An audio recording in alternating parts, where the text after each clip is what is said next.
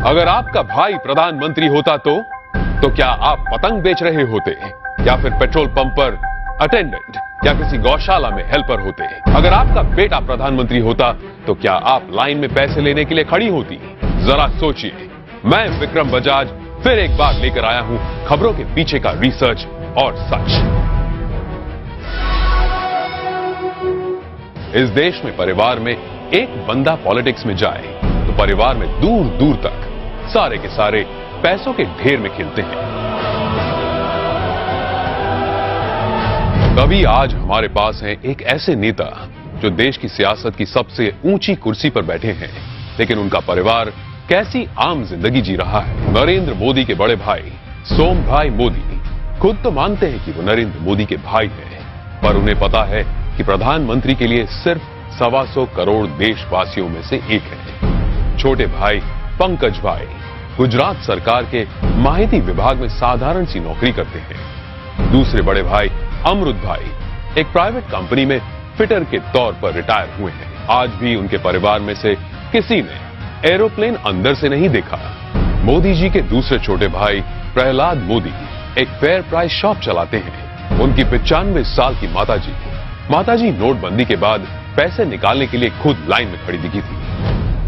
अब जब हम छोटे थे तो हमारा गुजारा करने के लिए वे अड़ोस पड़ोस के घरों में बर्तन साफ करना, पानी भरना, मजदूरी करना। आप कल्पना कर सकते हैं कि एक मां ने कितना कष्ट उठाया होगा। नरेंद्र मोदी के चचेरे भाई अशोक भाई 8 बाय 4 फीट के किराए की दुकान में पतंग पटाखे और नाश्ते बेचते हैं। बड़े चचेरे भाई भरत भाई एक पेट्रोल पंप पर अटेंडेंट हैं और उनकी पत्नी रमीला बहन वडनगर के अपने छोटे से घर में ही खाने का सामान बेचती है। मेरे देशवासियों, मैंने घर, परिवार, सब कुछ देश के लिए छोड़ा है।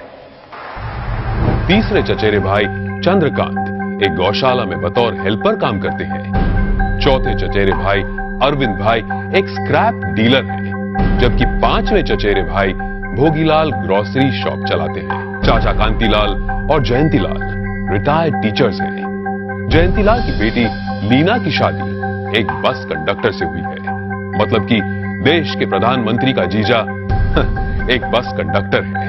अरे हम तो फकीर आदमी हैं, झोला लेके चल पड़ेंगे जी। परिवार को मोदी जी पर बड़ा गर्व महसूस होता है, लेकिन उन्होंने इस बात का कभी गलत इस्तेमाल नहीं किया।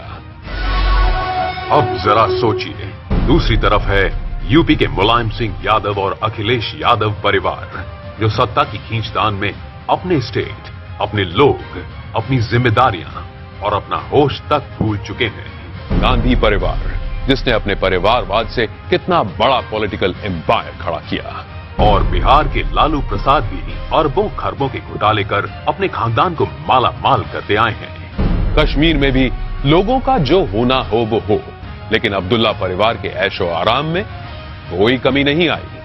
अब जरा सोचिए, नरेंद्र मोदी ऐसे कैसे प्रधानमंत्री हैं जो इतने बड़े पद पर होने के बावजूद अपने परिवार के लिए कुछ नहीं करते हैं? क्यों? जवाब साफ है, ये 25-50 लोग नहीं बल्कि 125 करोड़ भारतीय ही उनका परिवार है। 125 करोड़ देशवासियों में एक मोदी होगा, उससे ज्यादा कुछ नहीं हो। अपने आप को पूरी तरह खपा दूं, आहूत कर दूं, तो उससे बड़ा जीवन का आनंद क्या होगा? जरा सोचिए, क्या देश को ऐसा निस्वार्थ प्रधानमंत्री कभी मिला है या तो कभी मिलेगा? ये जरा सोचिए।